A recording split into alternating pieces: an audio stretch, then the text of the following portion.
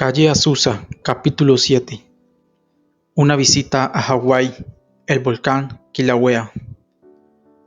Una noche al volver a casa encontré una carta llegada de Honolulu.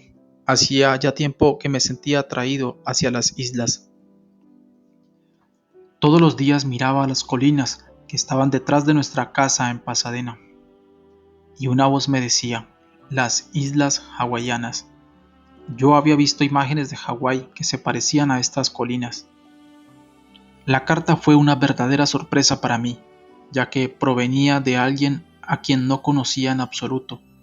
Cuando la vi sentí inmediatamente, aún antes de abrirla, que era un llamado para ir allí. Contenía un cheque por $165. Yo nunca había recibido tanto dinero junto en mi vida. Y por supuesto, era un urgente llamado a ir a Honolulu, enviado por la hermana Henrietta Nuzum y los hermanos de ese lugar.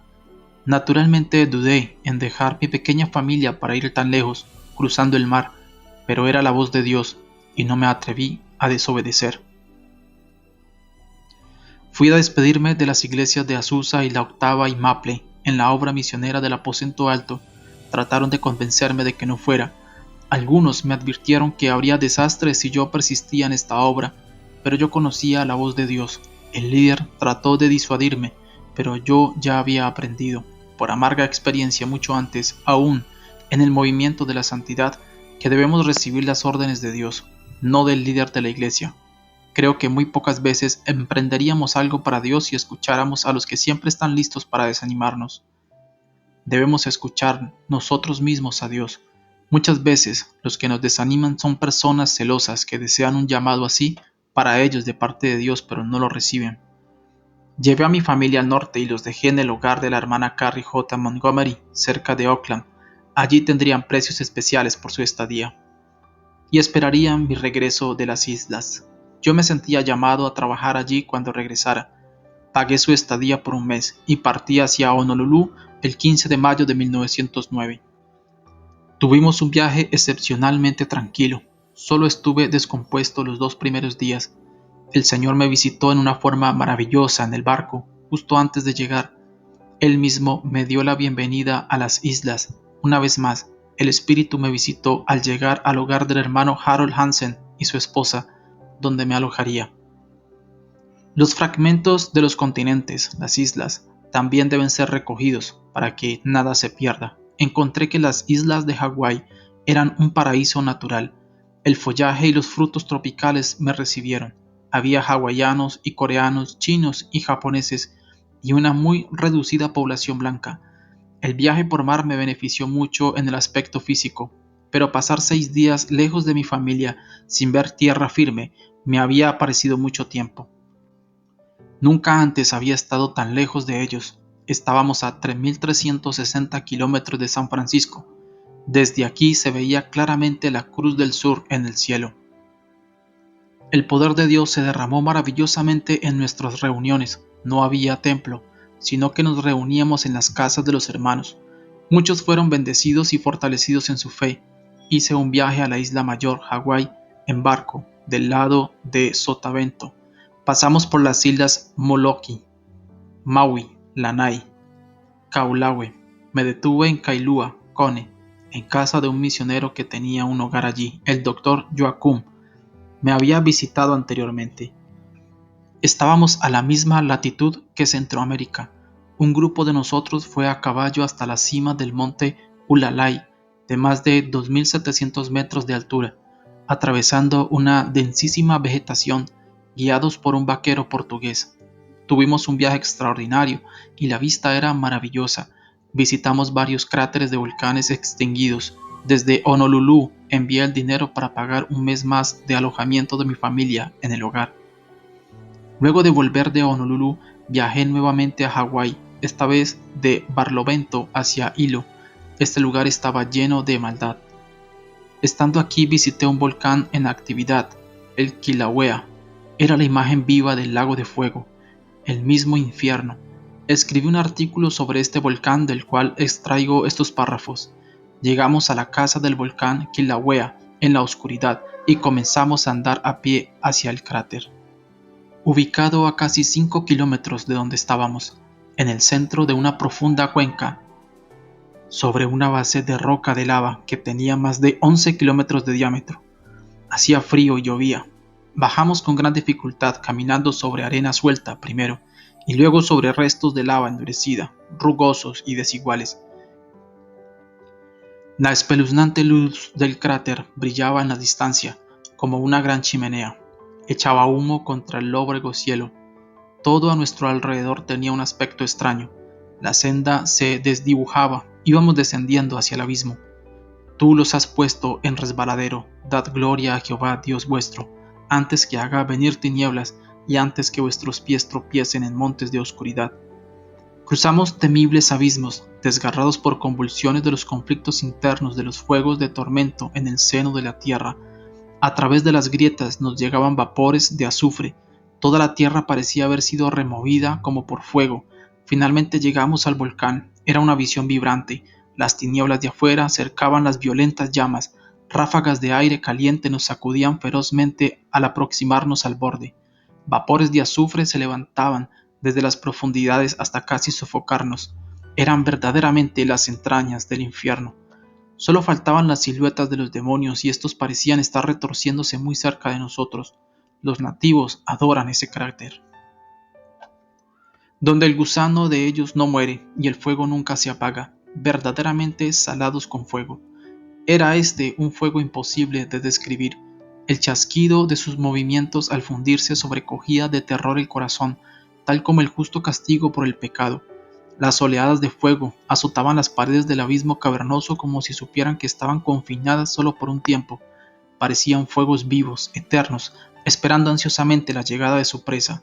El abismo en sí mide poco más de 300 metros de diámetro. En él está situado el lago de fuego, las sombras amenazadoras, las luces diabólicas que estas feroces conmociones producen en su continua agitación contra las profundas paredes de la caverna, como si miles de demonios lucharan unos contra otros en fiera batalla.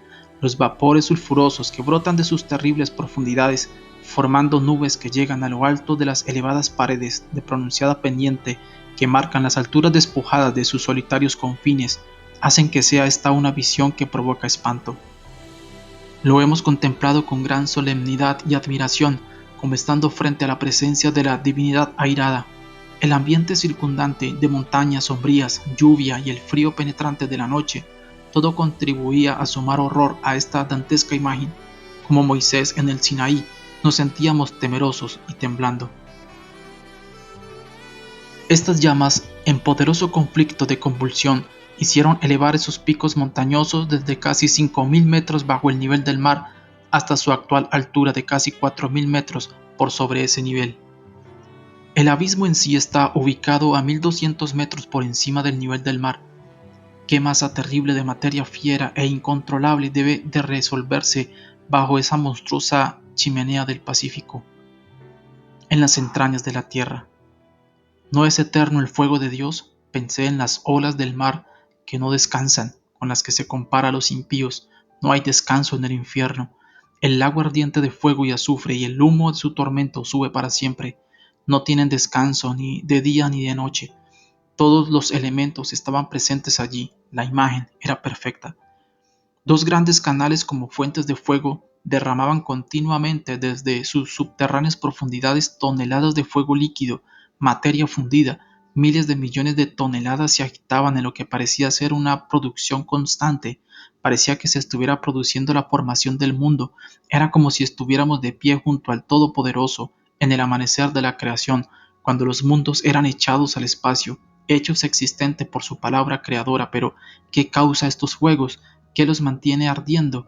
No dan respuesta a sus abismales profundidades, se niegan a responder. Es Dios. El ruido que producen, algo que está entre un silbido y un rugir, como el grito de una serpiente o una bestia herida, se asemeja a un clamor de venganza. Se estrellan contra las paredes de su involuntaria cárcel, movidos por la fuerza de un conflicto interno sin fin, con un grito casi humano, y luego, en la decepción de su fracasado intento de liberación, se entrechocan con una furia aún mayor. ¿Qué podría hacer el hombre si estos fuegos fueran puestos en libertad? No había descanso para las terribles olas de fuego de ese volcán. se levantaban poderosas, producto de increíbles fusiones, hasta alcanzar alturas de más de 12 metros sobre este lago de fuego, continuamente de día y de noche, solo para caer nuevamente derrotadas con un golpe aterrador, como el rumor apagado de un trueno distante. Su fracaso al tratar de escalar las paredes de la prisión parecía enloquecerlas aún más. Al chocar contra las paredes, la materia se enfriaba, aferrándose a las rocas que ella misma había producido, solo para fortalecer los límites de su encierro. Otras porciones de materia ígnea caían nuevamente en el foso para fundirse una vez más en ese temible horno de insoportable calor y furia. No hay escape del infierno.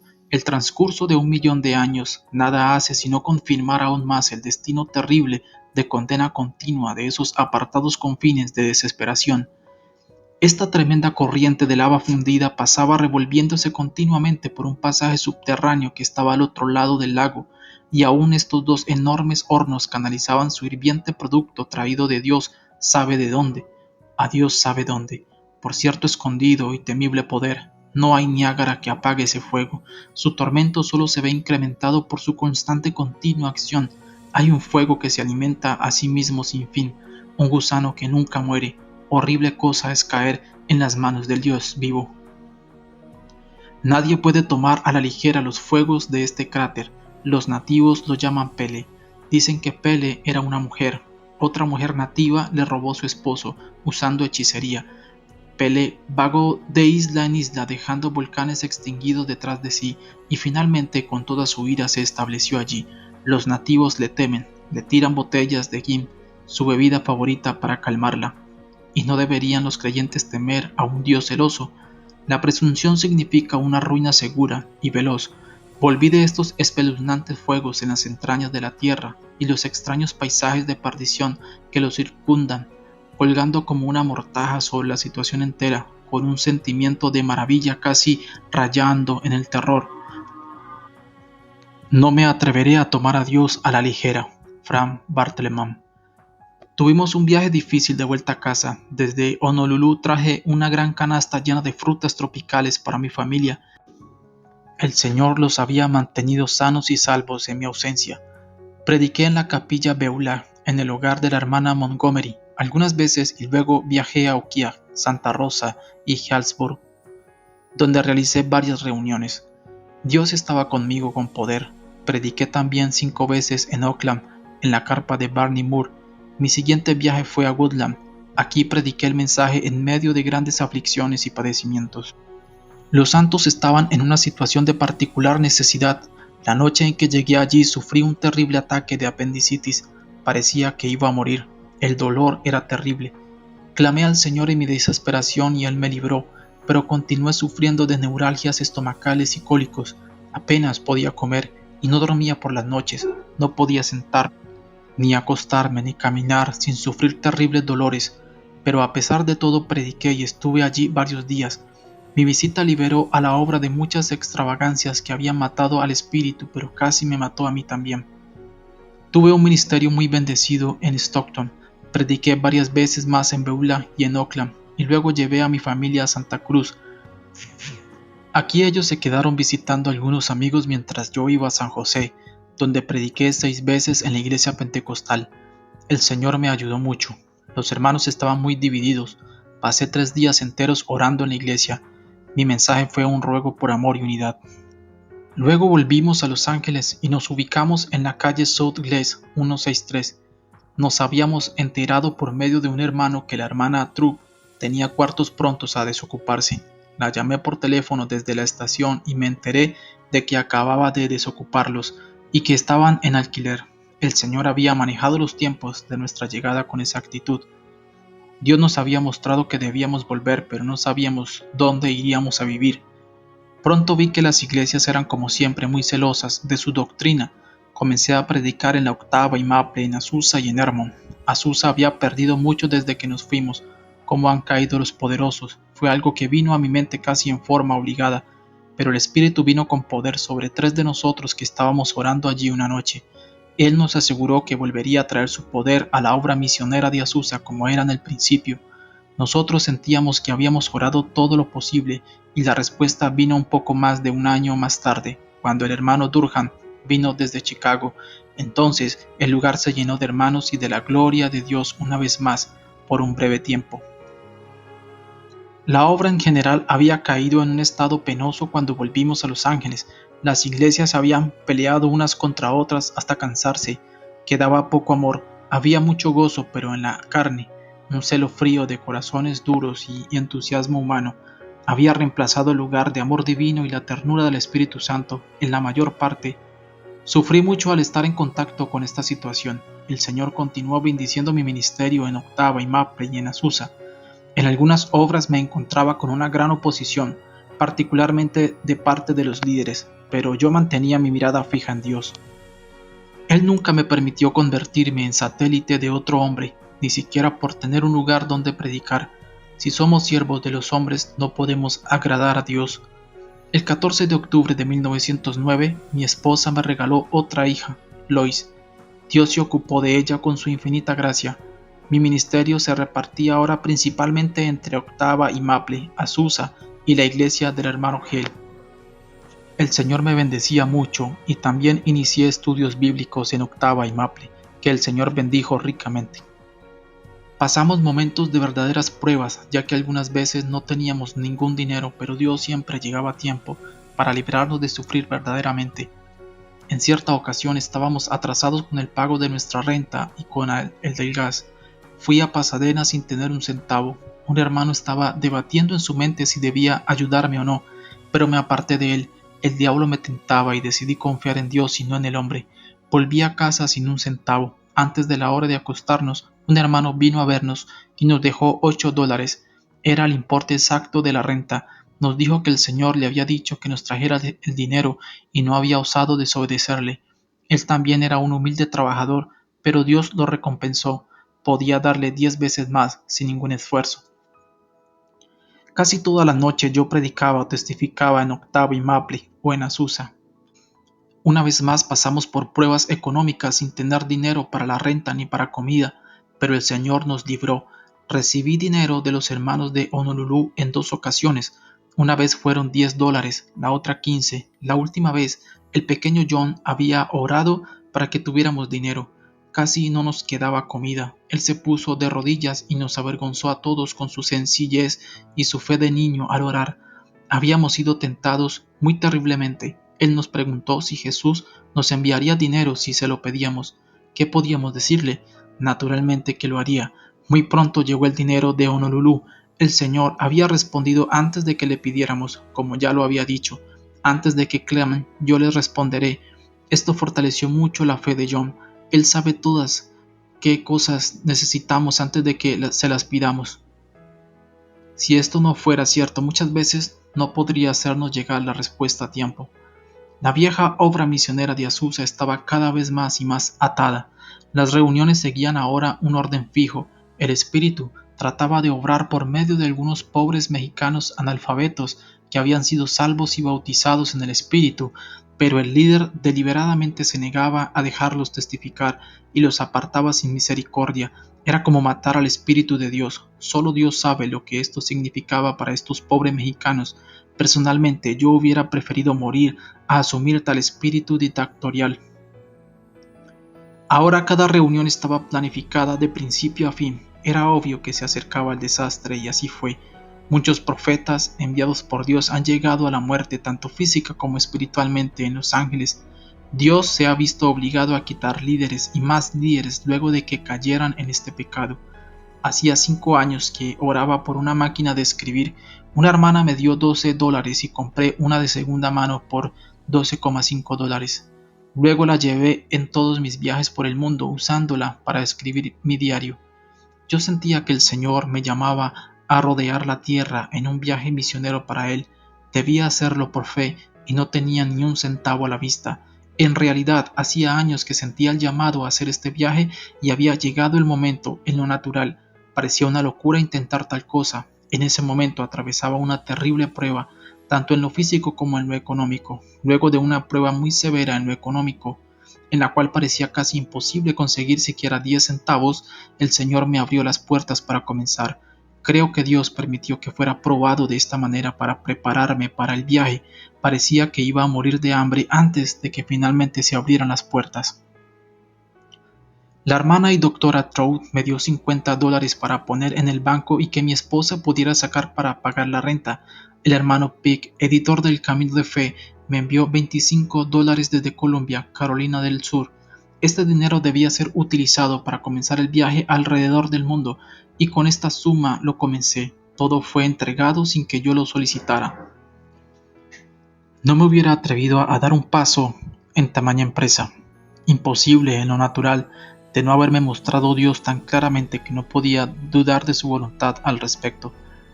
Además, dejar a mi familia sin medios, ir alrededor del mundo con todas las posibilidades de peligros y desastres que esto implicaba, estar fuera por casi un año, hubiera sido demasiado para un pobre corazón de carne, si no contara con la guía y la fortaleza de Dios. En la obra misionera de Azusa me entregaron una pequeña ofrenda de $11 que le entregué a mi esposa. No recibí ninguna otra ayuda de otras iglesias, era lo único que podía dejarles. Cuando estaba por partir, muchos hermanos me aconsejaron que no lo hiciera. Algunos me dijeron que Dios les había revelado que sucederían terribles desastres tanto a mí como a mi familia si persistía en mi propósito.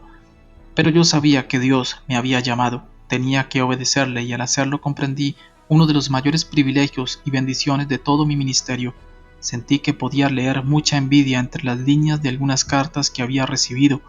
Una hermana llegó a decir que no creía que el Señor me estuviera enviando porque ella siempre había deseado hacer un viaje así y el Señor no se lo había permitido.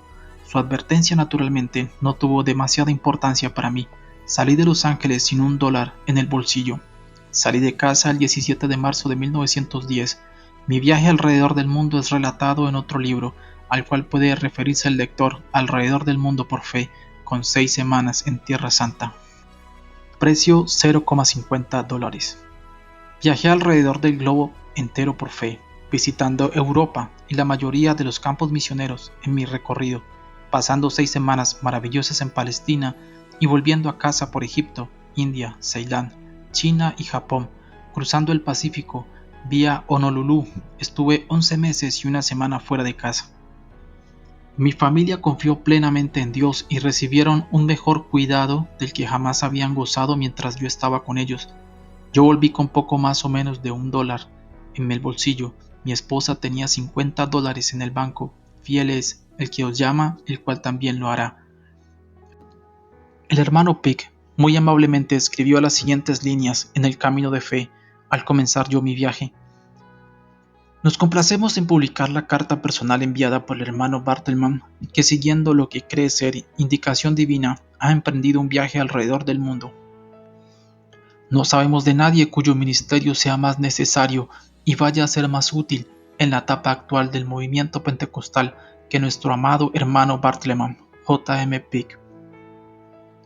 Aprecié en gran manera esta muestra de confianza. El editor de Lluvia Tardía escribió también: el hermano Bartleman pasó unos días con nosotros antes de partir hacia Inglaterra. Nuestro hermano está ocupado y está en un lugar muy importante en este movimiento, realizando enseñanzas bíblicas en sobrio consejo, que es como el ancla para un barco en la tormenta. Sigamos a este sacrificado siervo de Dios en su salida hacia las tierras más allá de nuestro alcance, con nuestras oraciones y aportes. El hermano Albert Norton escribió para el Camino de Fe desde Don, India. El mes pasado tuvimos el privilegio de tener al hermano Daniel Agray y al hermano Frank Bartleman en Don. Estos dos amados siervos de Cristo, como Bernabé, están llenos de fe y del Espíritu Santo y recibieron una cálida bienvenida tanto en Don como en Kitgum, Ramabai. Nuestro único pesar es que no hayan podido quedarse por más tiempo en la India. Albert Norton. El hermano Agray y yo llegamos a la India en diferentes barcos, aunque providencialmente al mismo tiempo. Al volver yo a los Estados Unidos, el hermano Pick escribió en Camino de Fe: nuestros lectores se unirán a nosotros en sincero y humilde agradecimiento a Dios por haber sostenido a nuestro hermano en la tierra y en el mar, en tormentas y en calma, entre amigos y entre enemigos, en ambientes poco amistosos y hospedajes poco confortables. En medio de todo esto, Le fue dada buena salud y creemos que ha cumplido la misión que le fuera entregada, bajo la dirección divina. Los resultados de esta misión serán conocidos únicamente cuando los libros sean abiertos y leídos los registros. El dinero para cubrir cada necesidad apareció en el momento justo, enviado en respuesta directa a la oración, sin ser solicitado. J. M. Pike. Personalmente creo que ninguna gratitud a Dios es demasiada por los hechos contenidos en estas palabras. El pastor Alex Buddy, de Sunderland, Inglaterra, escribió muy amablemente en confianza: el hermano Bartleman es conocido por muchos gracias a su reciente viaje por el mundo entero, y también por sus escritos. Su vida es una vida de fe y en ese viaje alrededor del globo sus necesidades fueron suplidas maravillosamente. Sin embargo, él nunca menciona cuáles son sus circunstancias y debemos sostenerlo en oración. Siempre está ocupando en los asuntos de su padre sin dedicar un solo pensamiento a sí mismo. Alex Buddy. Aunque no puedo describir aquí mi viaje alrededor del mundo, el lector podrá solicitarme este relato en un librito separado en cualquier momento. Quisiera repetir algunas expresiones salidas de mi pluma y publicadas en el camino de fe al llegar a salvo a casa. Estoy tan feliz de no haber desobedecido a la visión celestial. Antes de partir recibí varias comunicaciones tanto alentadoras como desalentadoras. Algunos profetizaban bendiciones, otros desastres. Sin embargo, habiendo confirmado en mi corazón que era un llamado de Dios y no producto de mi imaginación o mis deseos, no podía hacer otra cosa que partir. Si el Señor no me llevó alrededor del mundo, no sé quién lo hizo. No toqué ninguna conexión, ninguna persona ni iglesia se comprometió a pagar los gastos de mi viaje y no me comprometí con ningún hombre o grupo. Yo sabía que Dios me enviaba y confié plenamente en que Él me llevaría a todas partes. Físicamente, en lo natural, tenía razones para creer que no viviría para completar ni la mitad de mi viaje, pero yo no iba en lo natural. El Señor me preservó de enfermedades en forma maravillosa. Pasé a través de lugares infestados de cólera, plaga y viruela, exponiéndome a ellas, y por lugares donde las fiebres en esa época provocaban la mayor cantidad de muertes en el año. Pero el Señor me sostuvo. Volví a mi hogar pesando 5 kilos más de lo que ha sido mi peso normal en años. Mi familia fue conservada en buena salud durante mi ausencia y teniendo abundancia para cubrir sus necesidades temporales. Jamás pedí un centavo ni una ofrenda. Todo me fue dado voluntariamente. Solo recibí $50 desde Estados Unidos después de dejar sus costas. En Palestina, India y China, la ayuda vino de los lugares más inesperados e impensables. Dios probó que podía proveer tanto fuera de mi país como en él. Llegué a China con solo $10 y no recibí ningún dinero de los Estados Unidos mientras estuve allí. Visité Inglaterra, Escocia, Irlanda, Gales, Holanda, Alemania, Bélgica, Francia, Suiza, Italia, Egipto, Palestina, Ceilán, India, China y Japón, pasando por Honolulu. En el viaje de regreso, llegué a casa el 25 de febrero de 1911.